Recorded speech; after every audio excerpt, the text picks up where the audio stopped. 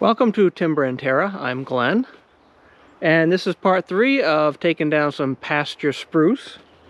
Pasture spruce are these ugly looking things with large, numerous branches that grew out in the open for a while before being crowded out by surrounding trees and eventually the lower limbs dying.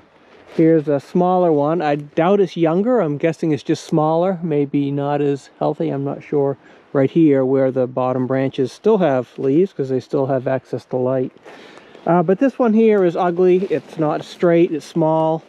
As part of sort of cleaning up around this one, which is my next target to take down, I'm going to take this one down and just cut it up and deaden it. I spoke to the benefits of having that coarse woody debris in my videos regarding cedar management, and occasionally I talk about it these last couple videos as well. But I talk more about pasture spruce in the first two, so if you want to learn about that, you can I'll link those below, or the playlist will be linked below for the pasture spruce.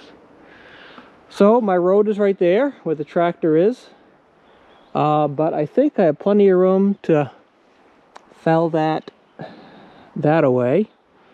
Take down that gray birch. There's a popple there that I'll take down because it's not going to amount to anything. And we have another pasture spruce there. There's actually several in this immediate area. But I'll take this one down first. So that's all cleaned up around here. And to my surprise, I found a nice little cedar hiding amongst all the branches. There was a decent sized fir, well, as far as there had lots of branches with needles, but it was only about 6 inches in diameter. A fir tree that was helping to hide this. The branches themselves, red maple there. But for now, I'm going to take down this little white spruce just to get out of the way. You can see it's curvy. It's not that big. You know, even if I cut a 10-foot log, I don't think it would be more than 6 or 7 inches at the top. So I'll take this one down after we've cleared that one out of the way, and then that one further down there, I'll probably fell this way on top of this one after I drag this roadside, assuming the log is good. But I guess another good thing about having this lots of branches and woody debris is that hopefully I can slide that log over top the branches and brush and not get caught up in the mud. There is a bit of snow here, but it still is rather muddy. Most of these little humps are rock, so there might be grass and some organic stuff, but I don't think they'd hit a lot of mud scraping across here.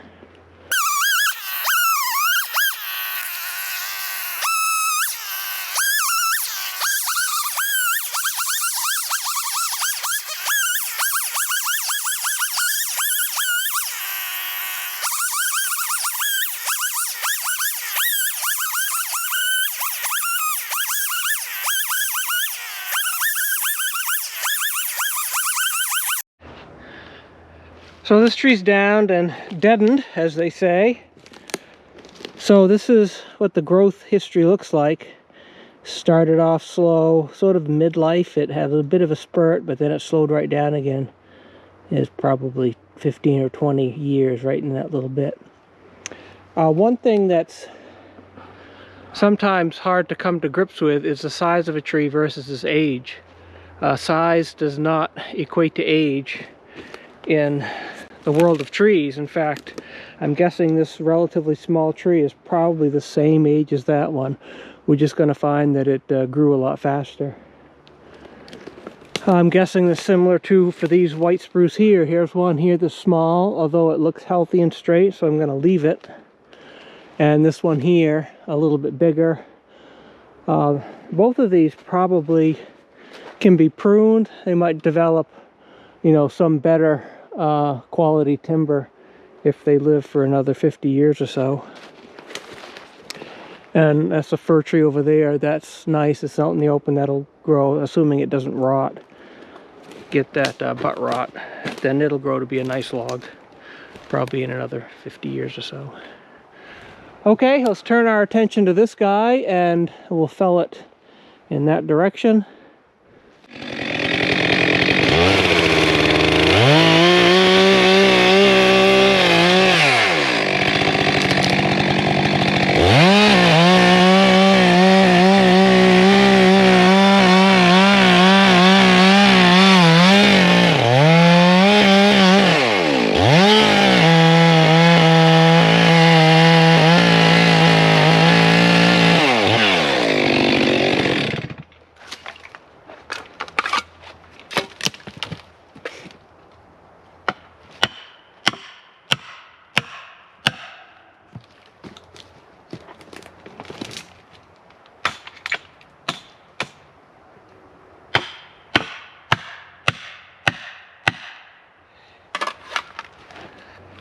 So I did my back cut is a bore cut, my initial cut, and I did that to leave this strap. There's another name for it, but strap is one name. Holding strap on the back, because this appears to be leaning the wrong direction a little bit. So what that does is it allows me to put the wedges in. If I cut through this, then it fell backwards and it would pinch my bar, and then, which I did the last video, had a hard time getting wedges in to free my chainsaw. So with these in place, I'll cut the strap off.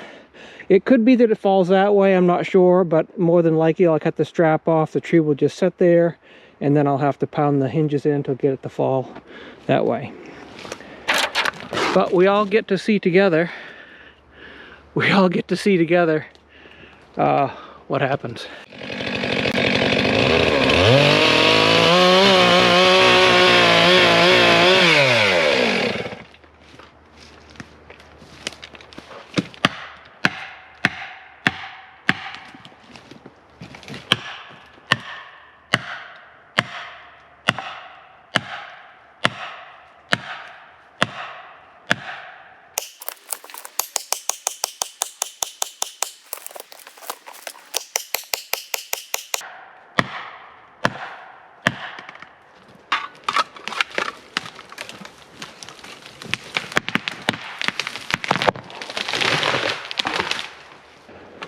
That went down a little more hard than it needed to.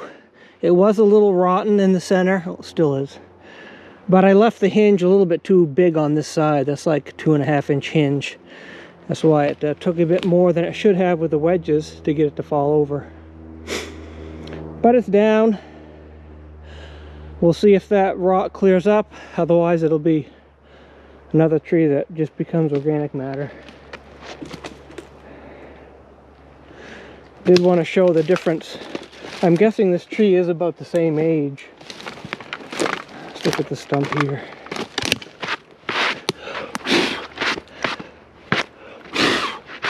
Hard to make out. It did, like all of them I've cut, they've slowed down in the last 10 to 15 years.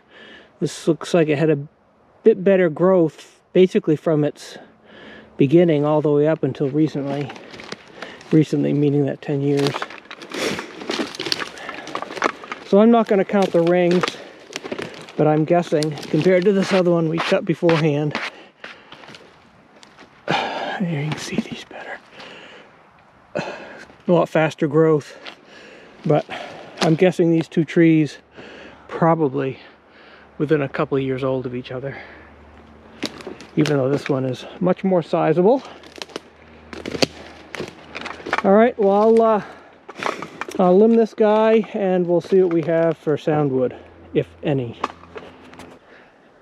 So I cut a couple of cookies off and that rot did seem to go away. You can see that brownish color there, sort of even the way the hinge broke, it looks as though the wood was rather weak.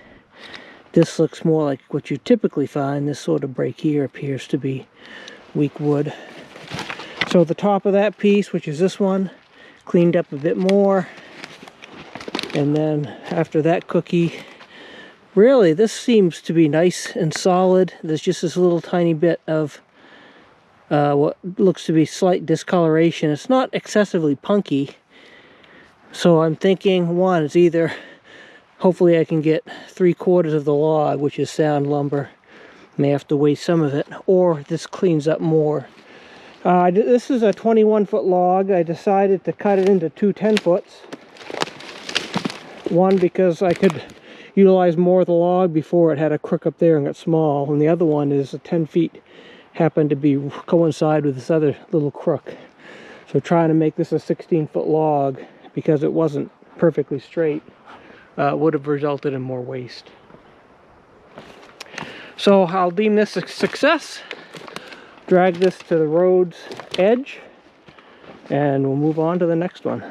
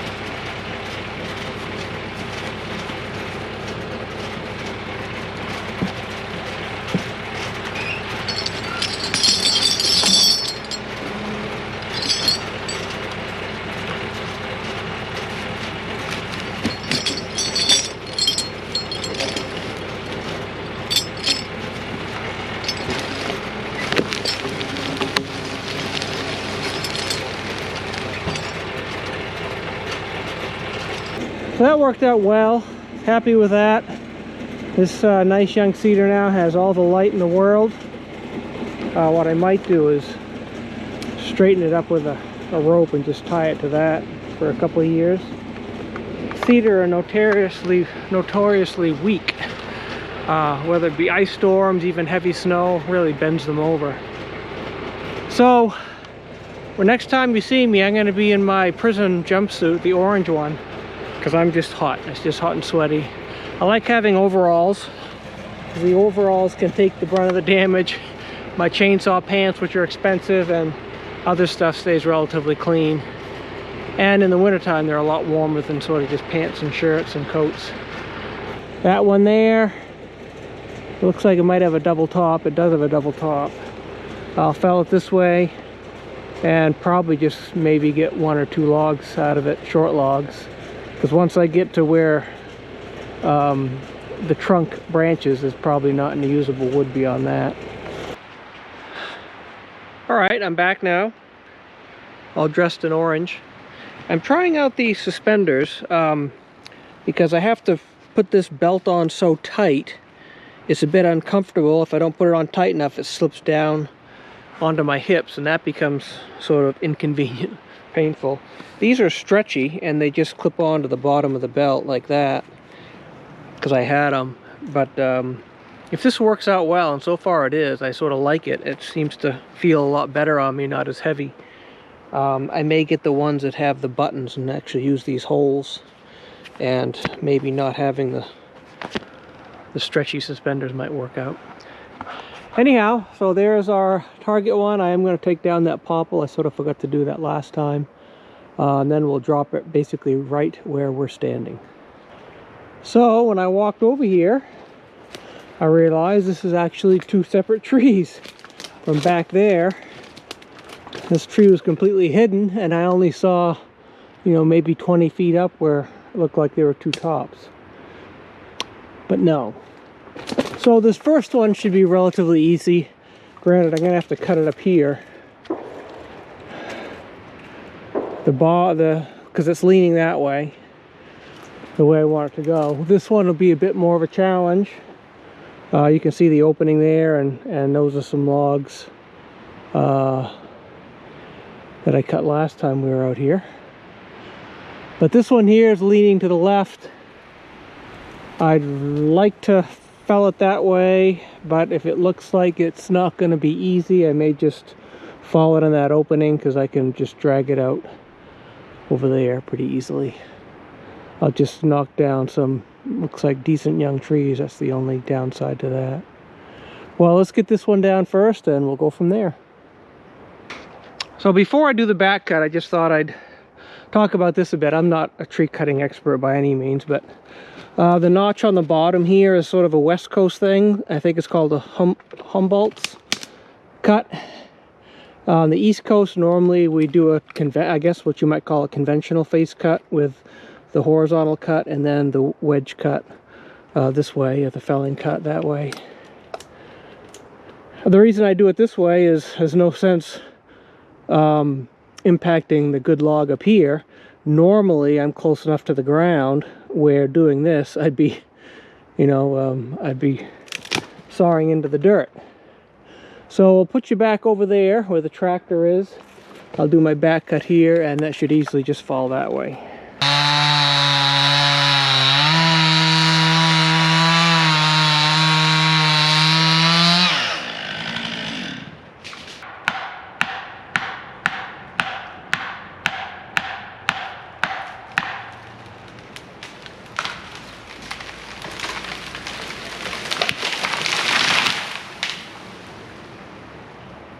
So it did work, but when it was upright, this was still attached, so I had to cut that that way.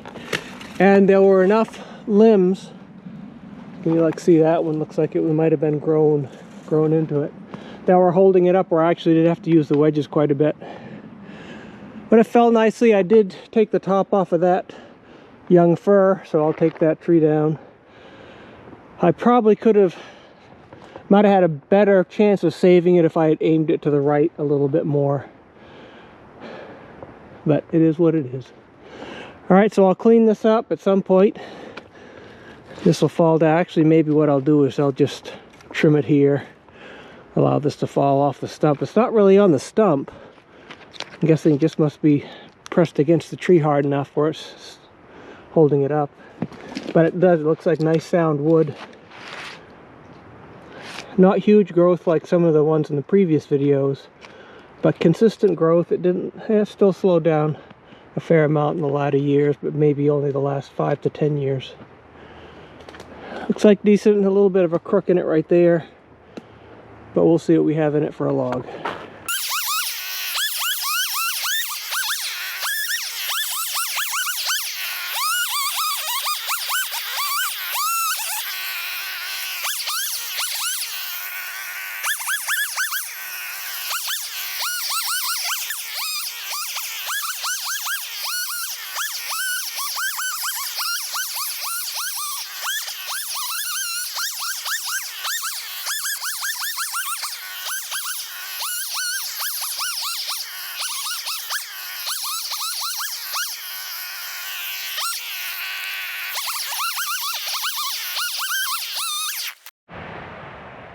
Now that it's all limbed, hopefully it's easier to see. There's a big crook there. There's a crook that goes this way, right about there, and a crook that goes, sort of humps up right about there. Anyhow, I'm gonna get a nice 10-foot log. That mark is right here. I tried to make another 10-foot one starting here, but by the time I get 10 foot up there, it's only 7 inches in diameter, and I need at least 8, because I'm looking for 3x7 floor joists is what I'm looking for. So I will cut that to length, cut this up into pieces, let it be, and I'll drag the 10-footer out there, and then try to figure out how we're going to take down this one, which doesn't look much better. Looks like there's a crook right about there.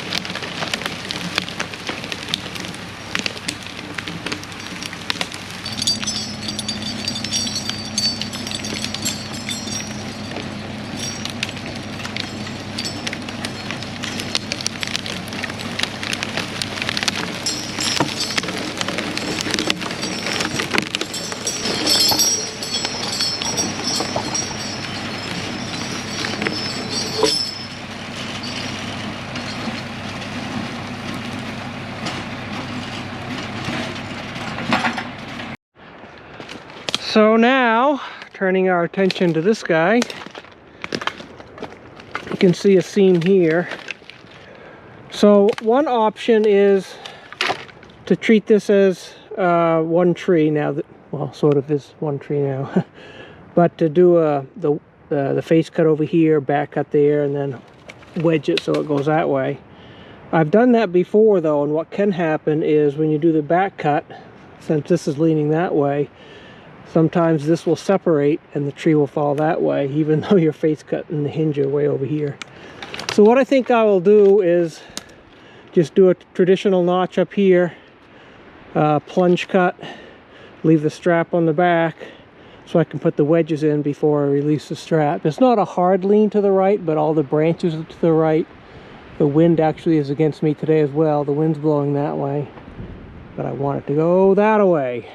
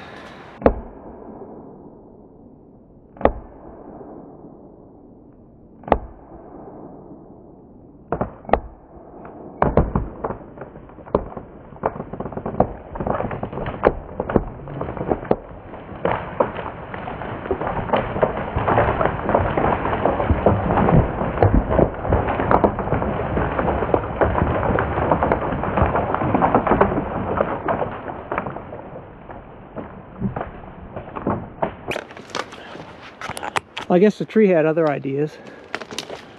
Ended up going that way anyhow. Yeah, I don't know what. Something with the strap, I wasn't able to cut it all the way through. I ended up cutting most of the hinge off. Obviously a bad thing, but I was trying to release the strap. I certainly was mindful that something was not quite right and it could go anywhere. Just glad I was able to get out of the way. A couple things I noticed that I could have done differently on this one, thinking about this particular cut. One is I put the face cut, the notch, the wedge too deep. That did not leave me enough room on the back cut to do a decent job with the holding strap, a good cut without the chance of damaging the hinge, which I obviously did. The other thing I could have done was attach the cable 4 to 5 feet above the hinge, since the tractor was aligned well in the direction that I wanted the tree to fall, put some tension on the cable, and then I could have done a conventional cut, conventional back cut, and just pulled the tree over without worrying about wedges or anything like that. So a couple of lessons learned there.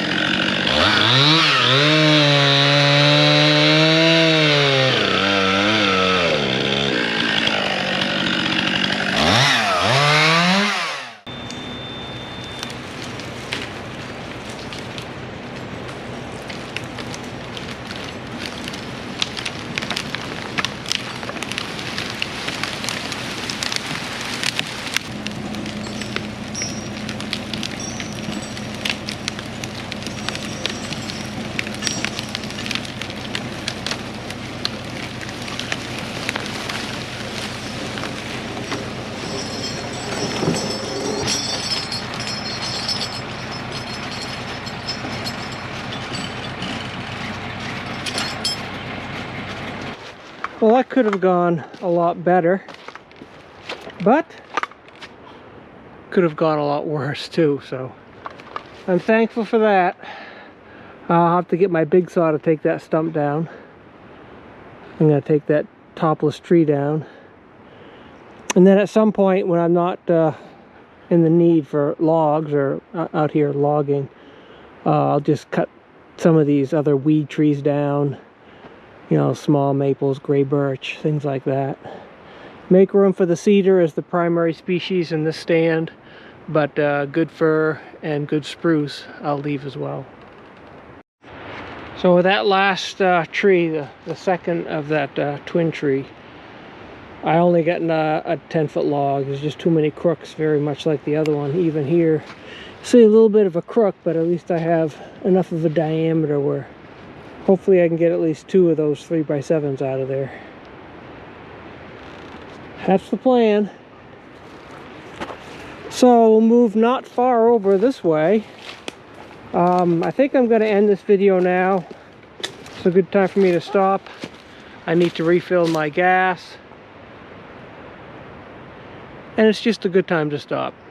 But I will give you a preview for the next one.